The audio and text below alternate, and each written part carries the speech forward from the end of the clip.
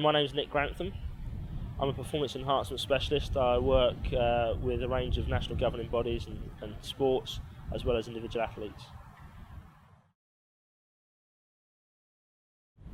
Recovery is a key part of an athlete's training, because you don't actually get fitter from training, you get fitter from recovering from the training. So in order for our bodies to adapt, we have to go through a natural process where we present a stimulus that causes the body to go into fatigue, and then at that point of fatigue we need time to recover so that the body adapts and comes back stronger and fitter and enhanced, ready for a better performance.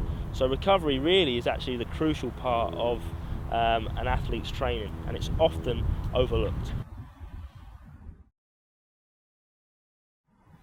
DOMS is a term given for delayed onset muscular soreness. It's a perception of increased pain and stiffness that usually follows high intensity bouts of exercise or unaccustomed exercise. So it can affect the beginner right through to the seasoned athlete that's in a heavy training or competition period. What tends to happen is during that exercise the body is stressed and you get microscopic trauma that takes place at a cellular level. The cells break down, release their contents into the tissue, and that then kicks off an inflammatory response. That inflammatory response sends neural signals to give the sensation of pain. So it's a natural occurrence, but that's what gives us DOMS, is that inflammatory response in response to a training strategy.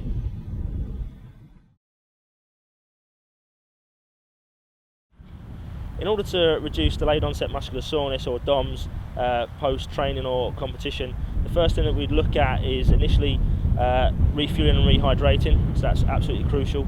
Then we'd look at going into some cold immersion, and then we'd work with something like the Firefly device as part of our recovery strategy. It's a very simple strategy that we can apply passively, so it requires no input from the athlete, and whilst they're going about their normal recovery strategies, it complements what they're already doing.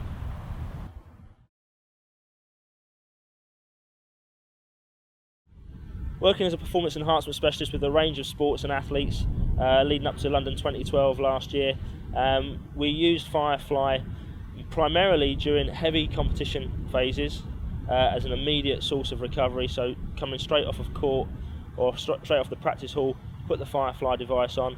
We also used it during team travel days when we were travelling from region to region, sat down for extended periods of time on buses and transport, just to aid the recovery whilst in that compromised position.